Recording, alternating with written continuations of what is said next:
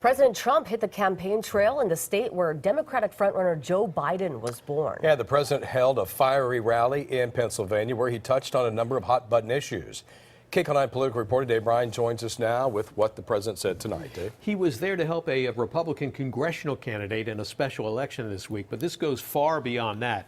It was a rough Monday for President Trump on several fronts, but they were all cheers in the battleground state of Pennsylvania at a rally tonight where the president was center stage and, as always, had plenty to say about the Democrats, immigrants from Mexico and Central America, and about how many terms he might serve.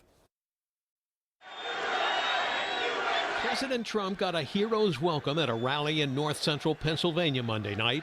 It's a culturally conservative, white, working-class region and a centerpiece for Trump's efforts to win Pennsylvania again in 2020 and serve another term as president. So he hammered hard on Democrats with inflammatory charges, a preview of what could be the most divisive and shrill presidential campaign in many years. Democrats are now the party of high taxes, high crime, open borders, late-term abortion, killing your Second Amendment, and radical socialism. And the president had a hostile message for undocumented immigrants and asylum seekers from south of the border. Stay away. Our country is full. We don't want people coming up here. Our country is full. We want Mexico to stop. We want all of them to stop. Our country is packed to the gills. We don't want them coming up.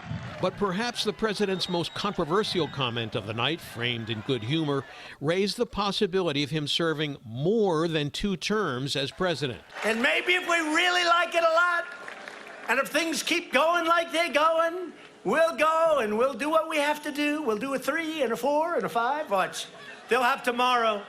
We knew he... No, I don't want to say.